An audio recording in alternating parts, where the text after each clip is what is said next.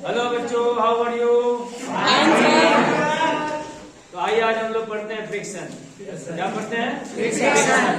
Friction को पढ़ने से पहले एक बार चैनल को सब्सक्राइब, लाइक और शेयर जल्दी से कर दीजिए, ठीक है? अब हम नहीं करेंगे सर, थोड़ा सा सब्सक्राइब करेंगे, 20 साल डलना नहीं। अगर आप सब्सक्राइब कर देंगे तो इससे मेरा हौसला बढ़ेगा, और जब मेरा हौसला बढ़ेगा तो नया नया वीडियो मैं आपके लिए अपलोड करूंगा और नए अंदाज में अपलोड करूंगा। इससे आपको, आपके करियर को बहुत ही आसानी होगी और आप जल्द से जल्द जो है अपने एंड तक पहुंच जाएंगे। ओके, उम्मीद है कि आप लोग जो है ना जल्द से जल्द जो है सब्सक्राइब कर देंगे। आइए तो शुरू करते हैं नया चैप्टर फ्रिक्शन। क्या शुरू करते हैं? फ्रिक्शन। फ्रिक्शन में क्या क्या पढ़ना है देखिए, यहाँ लिखा हुआ टॉपिक आपके सामने है जो आपको दिख रहा होगा। पहला नंबर पढ़ना है definition and cause of friction. Second number पढ़ना है type of friction. Third number पढ़ना है एंड अप्लाइड टू। फोर्थ में पढ़ना है लॉ ऑफ फ्रिक्शन। फिफ्थ में पढ़ना है angle of friction, angle of force propose, now keep quiet please.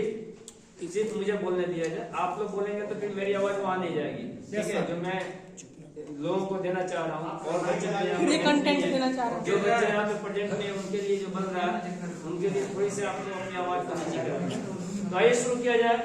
First of all, सबसे पहले बताइए आप लोग की फ्रिक्शन होता है क्या? आप में से कोई बोलना चाहते हैं तो हाथ उठाइए। Anyone of you please hands up. No anyone. तब इसका मतलब ये है कि एकदम जीरो लेवल से स्टार्ट करना होगा। Yes sir. देखिए, फ्रिक्शन का मतलब होता है, ऐसे समझिए आप लोग, एक कॉपी ये है मेरे हाथ में और एक किताब ये है मेरे हाथ में।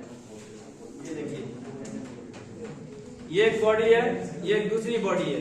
गौर से देखिएगा, एक बॉडी है, मेरे हाथ में कॉपी है, दूसरे हाथ में क्या है? बुक है, एम करें। इस दोनों को जब हम एक साथ रख देंगे यस सर, और हॉरिजॉन्टली अगर रख देंगे, थोड़ा सा अच्छा किताब दीजिए, अच्छा नहीं लग रहा। एक और मोटी कॉपी हाँ सर, ये साफ सुथरा एम करेंगे सर, नया लग रहा है। ये दोनों कॉपी ठीक है, ये दो कॉपी अलग अलग है।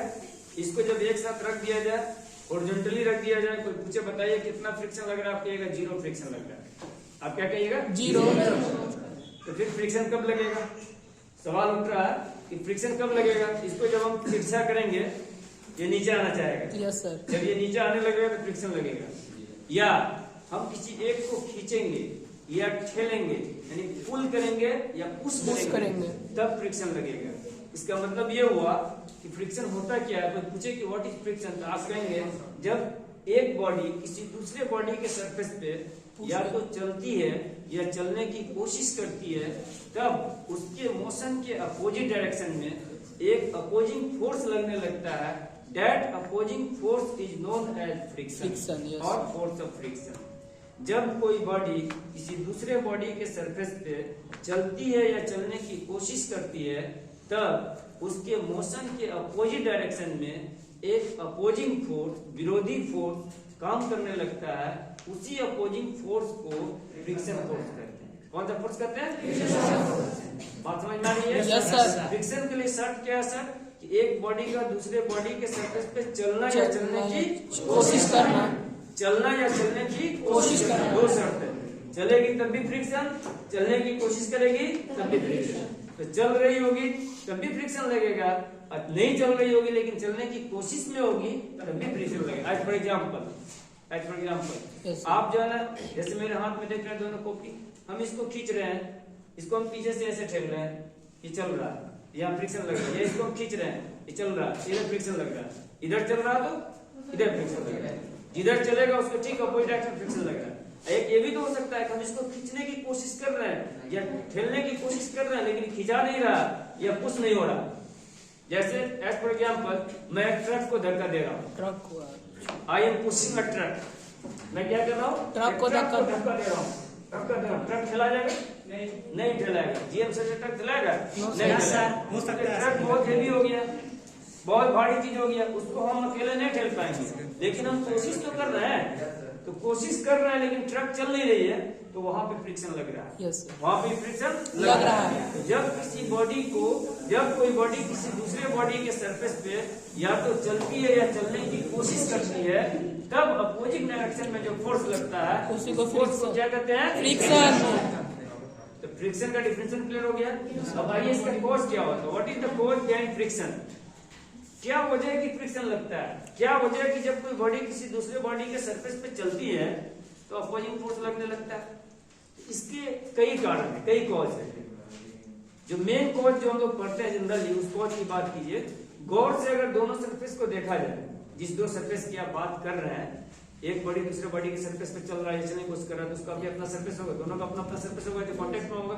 तो दोनों कांटेक्ट में जो सरफेस है उसको अगर गौर से देखा जाए तो दोनों सरफेस में बहुत सारे उभार और गड्ढा होंगे, बहुत सारे उभार और गड्ढा होगा। क्रेस्ट एंड ट्रफ बहुत सारा होगा। क्रेस्ट माने होता है उभार, ट्रफ माने होता है गड्ढा। तो बहुत सारा उभार और गड्ढा होगा। उस उभार और गड्ढा की वजह से फ्रिक्शन क्रिएट होता है।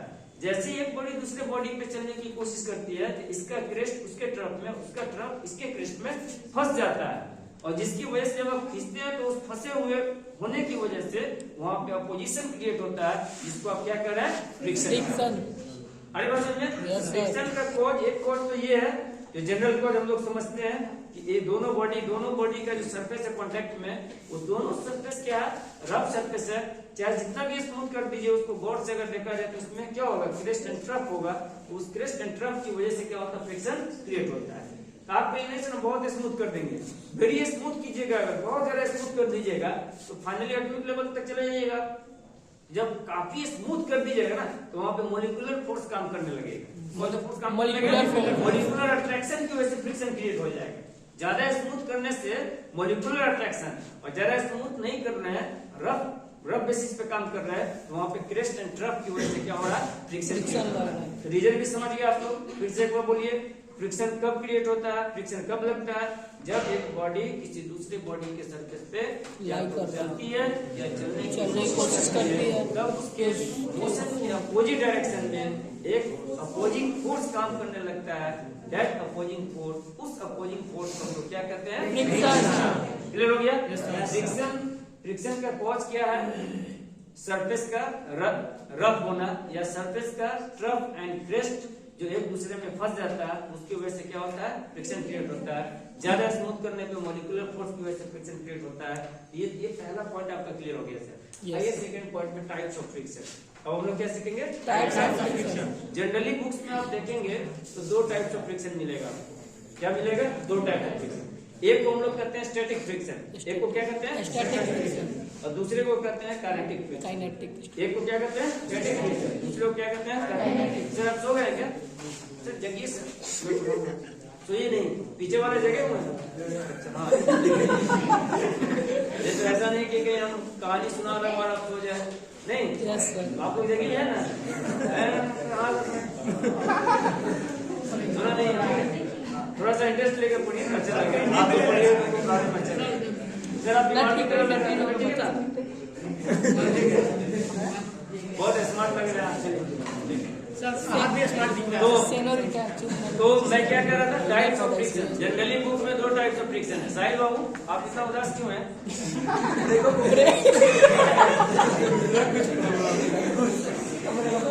तो क्या कह रहा था? Types of friction. फ्रिक्शन के कितने टाइप होते हैं? जनरली दो, तीन भी कह सकते हैं। जनरली कितना होता है? दो, तीन भी कह सकते हैं। तो दो कौन कौन सा? पहला स्टैटिक फ्रिक्शन, स्टैटिक फ्रिक्शन, और दूसरा काइनेटिक फ्रिक्शन। पहला स्टैटिक, दूसरा काइनेटिक, तीसरा भी नाम सुन लीजिए, potential rolling friction. Rolling friction, what the friction? Rolling friction, static friction, static, दूसरा काइनेटिक, तीसरा रोलिंग। याद हो गया? Yes sir. जनरली दो, स्टैटिक एंड काइनेटिक, और तीसरा रोलिंग। याद रहेगा ना? Yes sir. कोई दिक्कत किसी को? No sir. हमारे तीनों को क्लियर किया जाए। तीनों क्या डिफरेंस है? पहला स्टैटिक, नाम से क्लियर है, तो मैंने बता भी दिया। जब किसी बॉडी को जीएम से ठेल रहे हैं और फैला नहीं रहा, खींच रहे हैं, खिंचा नहीं रहा, फ्रिक्शन लग रहा है कि नहीं लग रहा? उसी फ्रिक्शन का नाम है स्टैटिक फ्रिक्शन। स्टैटिक फ्रिक्शन उस फ्रिक्शन को कहते हैं जब किसी बॉडी को खींचने या पुश या पुल करने की कोशिश की जा रही हो, लेकिन बॉडी मूव नहीं कर रही हो, बॉडी में मूवमेंट नहीं हो, उस वक्त जो फ्रिक्शन काम कर रहा है that friction is known as static friction.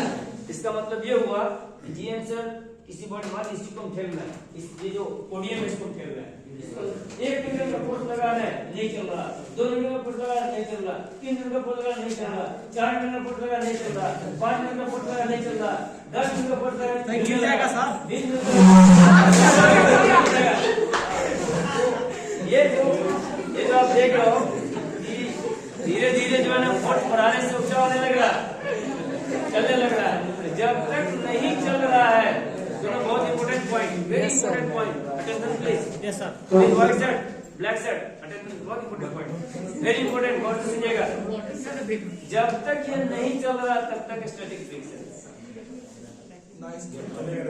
ठीक है। और जब ये चलने लगेगा तो काइनेटिक फ्रिक्शन। क्या फ्रिक्शन नहीं लगेगा? लगेगा। उसको हम लोग कहेंगे काइनेटिक। स्टैटिक इसका मतलब ये हुआ अलग अलग बॉडी के लिए स्टैटिक फ्रिक्शन का वैल्यू अलग अलग होगा। Yes sir. हल्की बॉडी होगी तो जल्दी से चलने लगेगा, काइनेटिक उस पे लगेगा, स्टैटिक तो ज्यादा फोर्स लगेगा। तो किसी एक पार्टिकुलर बॉडी की अगर हम लोग बात कर रहे हैं, जैसे अभी हम पोडियम की बात की है, तो 0 से लेकर के एक मैक्सिमम वैल्यू तक, एक मैक्सिमम वैल्यू होगा जहां तक ये नहीं चलेगा। मान लो 0 से 100 न्यूटन तक ये नहीं चला, बाबू इधर देखो, 0 से 100 न्यूटन तक ये नहीं चला, 0 से 100 न्यूटन तक, 100 के बाद ये चलना शुरू कर दिया, तो 0 से लेकर के 100 न्यूटन तक इसका स्टैटिक फ्रिक्शन है। 10 न्यूटन भी इसका स्टैटिक फ्रिक्शन है, 20 न्यूटन भी इसका स्टैटिक फ्रिक्शन है, 50 न्यूटन भी इसका स्टैटिक है, समझ? 99 भी इसका क्या स्टैटिक फ्रिक्शन है, 100 न्यूटन तक इसका स्टैटिक फ्रिक्शन है। तो इसका एक मैक्सिमम वैल्यू है, हाँ इनफिनाइट 100 न्यूटन। नहीं, इसका एक मैक्सिमम वैल्यू कितना है? इनफिनाइट 100 न्यूटन है। कितना? इसका मैक्सिमम वैल्यू कितना है? पोडियम का 100 न्यूटन है। इसी तरह किसी दूसरे का कोई दूसरा वैल्यू होगा, तो इसका जो मैक्सिमम वैल्यू होगा, इसका जो मैक्सिमम स्टैटिक फ्रिक्शन का जो मैक्सिमम वैल्यू होता है, that is known as limiting friction. Limiting friction. That is known as limiting friction. The maximum value of static friction is called limiting friction. याद हो गया? Yes, sir. लिमिटिंग फ्रिक्शन का सबसे maximum value जो होगा, static friction का जो सबसे मैक्सिमम वैल्यू होगा, वही क्या होगा? Limiting friction. तो क्या सभी बॉडी का लिमिटिंग फ्रिक्शन एक ही होगा? नहीं सर, अलग अलग अलग बॉडी का लिमिटिंग फ्रिक्शन अलग करेगा फ्रिक्शन। अलग अलग बॉडी का स्टैटिक फ्रिक्शन अलग अलग होगा।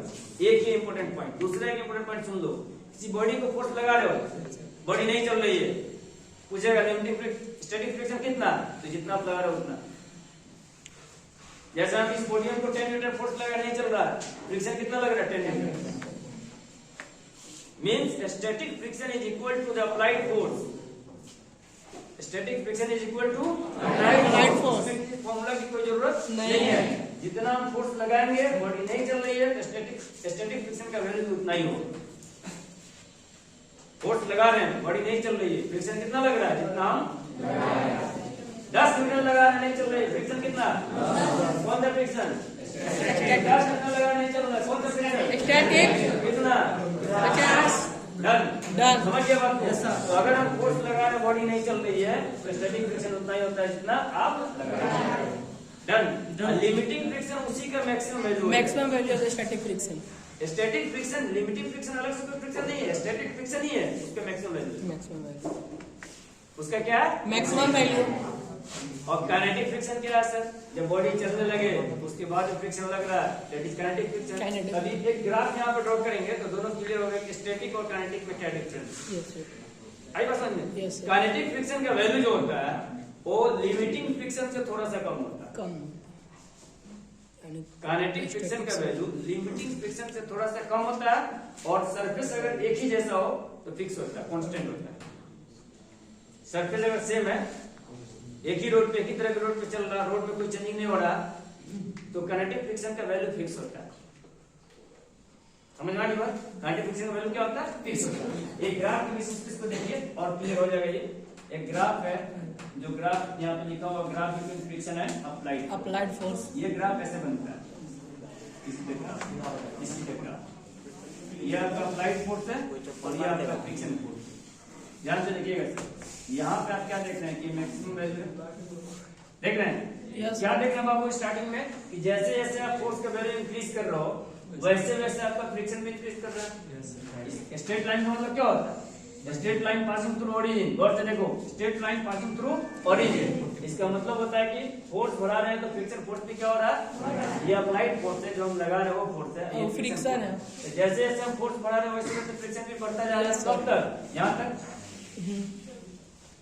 ये इसके आगे तो जो है ना ये तो मैक्सिमम वैल्यू हो गया, तो इसी को लिमिटिंग फ्रिक्शन, इसको क्या कहेंगे? Limiting friction. इसके आगे क्या देख रहे हो? थोड़ा सा कम हुआ और उसके बाद स्ट्रेट लाइन हो गया। स्ट्रेट लाइन का मतलब ये फिक्स हो गया। अब इसके आगे अगर हम फोर्स बढ़ा रहे हैं तो क्या फ्रिक्शन बढ़ रहा? नहीं बढ़ रहा, फ्रिक्शन फिक्स है। इसको कौन सा फ्रिक्शन कहेंगे? Kinetic friction. आएगा समझ? यहाँ से यहाँ तक कौन सा फ्रिक्शन है? Static friction. That is equal to done. तो ये ग्राफ क्या शो कर रहा है कि अप्लाइड फोर्स और फ्रिक्शन के बीच का क्या रिलेशन होता है? ये ग्राफ कह रहा है O से लेकर के O A B, मान लीजिए O से A तक क्या शो कर रहा है कि फोर्स बढ़ा रहा है तो फ्रिक्शन भी बढ़ रहा है, फोर्स बढ़ा रहा है फ्रिक्शन भी बढ़ रहा है, लेकिन बॉडी चल नहीं रहा है। बढ़ते बढ़ते बढ़ते बढ़ते एक कंडीशन आया, उसके बाद बॉडी क्या है? चलने लगी। मैक्सिमम वैल्यू जब तक नहीं चला तब तक कौन सा फ्रिक्शन है? स्टैटिक। और चलने लगा तो क्या हो गया? सबसे ज्यादा वैल्यू को क्या कहते हैं? लिमिटिंग। और काइनेटिक फ्रिक्शन का वैल्यू लिमिटिंग फ्रिक्शन से क्या होता है? कम होता है।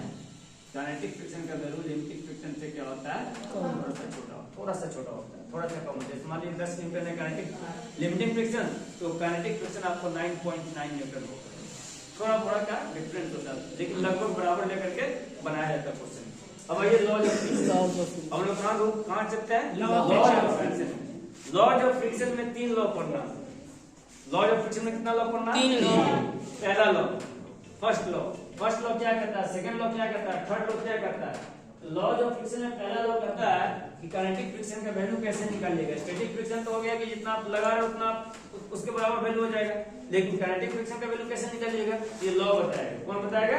Law of friction. तो लॉ में आइए देखते हैं first law, second law, third law क्या करता है। इन लोगों को मैं बता दूं, उसके बाद मैं छोड़ दे रहा हूं आप लोगों को। इतना ही बता करके मैं आपको छोड़ रहा हूं। आज की क्लास ये सब ड्रॉप करेंगे। First law, laws of friction. Laws of friction, laws of friction, laws of friction में फर्स्ट लॉ। आइए सर देखिए first law. Yes sir. Laws of friction में फर्स्ट लॉ क्या करता है? ध्यान से सुनिएगा sir. Yes sir. Force of friction is directly proportional to normal reaction. Force of friction is directly proportional to normal reaction. Friction force normal reaction के directly proportional होता है। फ्रिक्शन फोर्स किसके डायरेक्टली प्रोपोर्शनल होता है? Normal reaction के directly proportional होता है। Force of friction को स्मॉल f से अगर हम डिनोट कर रहे हैं, ये डायरेक्टली प्रोपोर्शनल होगा नॉर्मल रिएक्शन के। R force of friction is directly proportional to normal reaction. जैसे आप पढ़े हुए हैं नॉर्मल रिएक्शन सपोज दैट ये बॉडी है, मास की बॉडी है, नीचे कितना लगेगा? mg, ऊपर कितना लगेगा? r। इधर अगर आप फोर्स लगा रहे हैं तभी ना इधर फ्रिक्शन लगेगा। अगर हम फोर्स नहीं लगा रहे हैं तो कितना फ्रिक्शन लगेगा? बोलिए, इधर हम फोर्स नहीं लगा रहे हैं तो फ्रिक्शन कितना लगेगा? 0। जैसे ही हम इधर फोर्स लगाना शुरू करेंगे तो फ्रिक्शन लगेगा। अगर ये चलने लगा बॉडी, यही हो जाएगा काइनेटिक फ्रिक्शन। अगर नहीं चल रहा बॉडी, स्टैटिक फ्रिक्शन। अगर इधर फोर्स लगाएंगे तो इधर फ्रिक्शन, इधर फोर्स लगाएंगे तो इधर लगेगा। दो ही ऑप्शन है, तीसरा कोई ऑप्शन नहीं। ठीक है, तब बोलिए अगर ये काइनेटिक फ्रिक्शन है या फ्रिक्शन है तो सीधा काइनेटिक, ये F लिखो, इसका मतलब समझिए कि काइनेटिक फ्रिक्शन। क्या समझिए? काइनेटिक फ्रिक्शन किस पे डिपेंड करता है? रिएक्शन पे। R पे। तो R तो ऐसे भी हो सकता है, R ऐसे भी हो सकता है, इंक्लाइन प्लेन वाला भी R हो सकता है। Yes sir. Yes sir. M मास याद है? mg इधर mg sin थीटा, ये थीटा रहता है। इधर क्या होता है? mg cos theta. इधर r होता है आपका। Yes sir. r यह होता है ना? Yes sir. F is directly equal to r। इसको आगे बढ़ाएंगे तो F equal to mu r, और आगे बढ़ाएंगे तो mu equal to F by r, mu equal to F by r। इसी mu को कहते हैं कोएफिशिएंट ऑफ फ्रिक्शन। कोएफिशिएंट ये को क्या कहते हैं? Coefficient of friction. देखिएगा ध्यान से, बड़ा इंपॉर्टेंट चीज बता रहा हूं। फिर से बोलिए सर, फर्स्ट लॉ क्या कहता है फ्रिक्शन का? Force of friction directly proportional to reaction. यहां से F is directly equal to R, F equal to mu R, mu एक कांस्टेंट है, इस कांस्टेंट को क्या कहते हैं? कोएफिशिएंट ऑफ फ्रिक्शन कहते हैं। क्या कहते हैं इसको? Coefficient of friction. इसके फॉर्मूला में गौर से देखिए, F बाय R है, यस सर, ये भी फ्रिक्शन है, ये भी फ्रिक्शन, ये भी फोर्स है, ये भी फोर्स है, दोनों फोर्स है, इसका यूनिट क्या होगा? दोनों फोर्स है, इसका यूनिट क्या होगा? नहीं होगा, यूनिटलेस होगा, कट जाएगा, डायमेंशनलेस हो जाएगा। Yes sir. इसलिए हम कहते हैं कि कोएफिशिएंट ऑफ फ्रिक्शन यूनिटलेस है और डायमेंशन लेस है। नहीं इसका यूनिट होता है, नहीं इसका डायमेंशन होता है। समझ रहे हो बाबू? कोएफिशिएंट ऑफ फ्रिक्शन क्या होता है? यूनिटलेस, डायमेंशनलेस होता है, यानी इसका यूनिट भी नहीं होता, डायमेंशन भी नहीं होता। क्यों नहीं होता? क्योंकि इसके फॉर्मूला से क्लियर है कि F बाय R है, F फ्रिक्शन ये भी फोर्स है, R नॉर्मल रिएक्शन ये भी फोर्स है, दोनों का फोर्स है, तो दोनों का यूनिट न्यूटन न्यूटन कैंसिल हो गया, नो यूनिट, दोनों का dimension mlt minus 2 mlt minus 2, no dimension. समझ गए बात को? Yes. इसका ना यूनिट होगा ना डायमेंशन। फर्स्ट लो यही करता है। अब एक मिनट, अगर आप इसका क्वेश्चन बना लो, मान लो फर्स्ट वाला फिगर का क्वेश्चन बना लो, F equal to mu R लिखे हो, आगे बराबर से क्या हो जाएगा? R की जगह पे mg लिखोगे, R की जगह क्या लिखोगे? mg लिखोगे। अगर आप इसका क्वेश्चन बना रहे हो तब क्या लिखोगे? F इक्वल टू, ये हॉरिजॉन्टल प्लेन के लिए हो गया, हॉरिजॉन्टल प्लेन के लिए। इंक्लाइन प्लेन के लिए अगर बात करें तो mg cos थीटा। मान लो कि n हम लिखते हैं, यहाँ पे 8 में लिखते हैं ना, n के जगह पे क्या लिखते हो? mg cos theta, mu mg cos theta. इस तरह से करके हम लोग क्या करते हैं? आगे बढ़ते हैं। तो इस तरह से करके हम लोग आगे क्वेश्चन को बनाएंगे। सब कुछ दिया जाएगा, F निकाल लें। बात समझ गए? आज एक फोन आ रही बहुत तेजी में, आप लोग कीजिएगा, बिलाने दीजिए, मैं दोनों कर दूंगा। ये बहुत जरूरी काम है, इसको भी करना है, उसको भी करना, दोनों को करना है। इन करें, एक फर्स्ट लॉ तो आप लोगों को क्लियर हो गया कि force of friction in direction to R। Second law में आ जाइए। सेकंड लॉ कहता है कि फोर्स ऑफ फ्रिक्शन एरिया पे डिपेंड नहीं करता है। सेकंड लॉ क्या कहता है? Force of friction doesn't depend on area. Book law हो जाए, force of friction area of contact पे डिपेंड नहीं करती है। बुक है, मान लो m करेंगे, इस बुक को ऐसे रखो, ऐसे रखो, ऐसे रखो, फ्रिक्शन से किसी भी एंगल से रखो आप, इसका mg तो सब में सेम ही होगा। Yes sir. जब mg सेम होगा तो फ्रिक्शन भी सेम होगा। हाँ तो एरिया पे डिपेंड कर रहा है क्या? No sir. नहीं, अगर एरिया स्मूथनेस सबका सेम है तो एरिया पे डिपेंड नहीं करता, एरिया कांटेक्ट पे डिपेंड नहीं करता, नेचर पे डिपेंड करता है। थर्ड लो क्या कहता है? Force of friction depends on the nature of the surface but not on the area of contact. Force of friction जो होता है सरफेस के नेचर पे डिपेंड करता है कि रुक रहा है, रफ है कि स्मूथ है, ये चिकना है कि रुक रहा है, इस पे डिपेंड करेगा। लेकिन ये कितना एरिया का है, कि बड़ा एरिया है, कम एरिया है, उससे कोई मतलब नहीं। मास सेम है, एरिया ज्यादा है, उससे कोई मतलब नहीं। मास सेम है, एरिया कम है, उससे कोई मतलब नहीं। हाँ, रफ है तो ज्यादा फ्रिक्शन लगेगा, स्मूथ है तो कम फ्रिक्शन लगेगा, ये डिपेंड करता है। ये 3 लॉ है, तो और मैं रिपीट करके इसको बंद कर रहा हूँ। फर्स्ट लॉ बोलिए सर, क्या कहता है? R is directly proportional to force of normal friction reaction. Direction to normal reaction. Second law क्या कहता है कि it is independent of Area. Area of contact. Third law क्या कहता है? It depends on nature of. That's all. इतना clear हो गया सबको?